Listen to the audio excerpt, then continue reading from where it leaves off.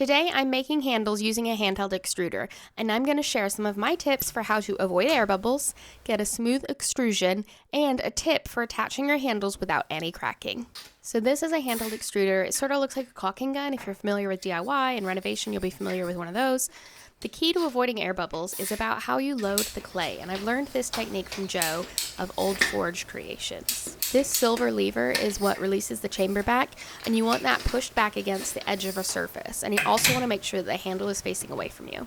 Then you push a small ball of clay into the chamber, and while you press down, it releases that silver lever in the chamber, so it forces the clay in under pressure and ensures there's no air bubbles. If there is any space or air in the chamber, that'll create those pockets and pops that you get when you squeeze the extruder. So it helps to spend a bit of time doing this part.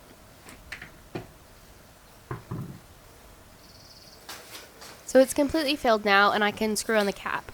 Extruders usually come with some stainless steel dies, but they are a bit boring, I found. So I've made my own, and I sell these on my website. There are a few different ones, but this one's my favorite, and it just pops into the cap, and then you screw that cap on. My next trick is to help you get a smooth and continuous extrusion. You'll want to push the end of the extruder just on the very edge of the surface before you start squeezing. This means it doesn't recoil back, which can give you a kink. It's quite hard to see on the film, but you'll know what I mean if you've done it before. You sort of get these like dents in the extrusion, and it isn't very smooth. Once you have a smooth extrusion, I cut them to size. It depends on the size of your mug, but these are about 5 inches. This is one of my favorite tips. I threw this mug using a Studio LP profile rib, and now I'm going to use that rib to help me cut the angle of the join of my handle.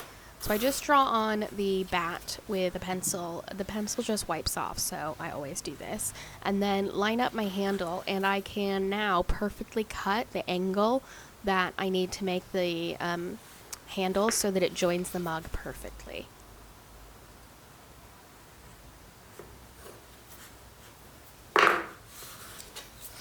I'm going to score the handle, but I'm just going to add water at this stage. I'm not going to add slip to the handle because I'm just going to line it up on the mug body so that I know where to score on the mug body as well. So I'll just put it lightly. I won't press too hard.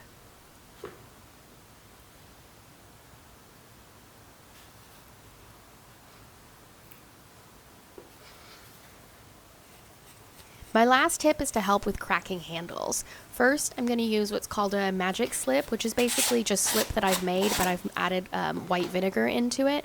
It just helps create a firmer bond. And I'm going to go really liberally with my slip application. I don't mind if it ends up really messy. I actually kind of want it to be a bit messy, and I'll show you why. A lot of times the cracks that you see, though, is from this slip or any slip in the join drying, and because slip has a lot more water than clay, it pulls and it like shrinks more than a clay would, and that causes a crack all the way around the handle. So I'm going to show you how I prevent that, but first it's I'm just now going to push together and make sure it's a really firm connection.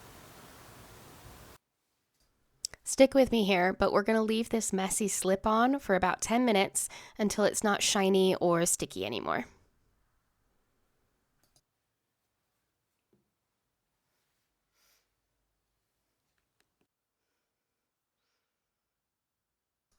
Okay, it's been about 10 minutes, and I can now touch the slip and it doesn't come off.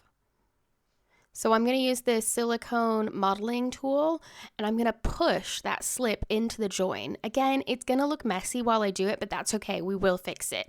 I'm just pushing the slip into the join so it prevents any cracks that form from shrinking of the slip. Stick with me. I know this is going to look messy.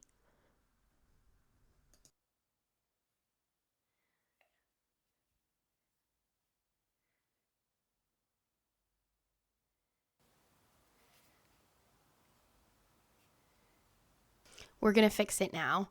So this is my magic eraser sponge. I think it's just called like an angled sponge on a stick at a Pottery supply store, but it's so good for getting into the handle crevice. I've got it wet and, well, it's like damp, but this is the best thing for when the mug is a little like what's called cheese hard versus leather hard.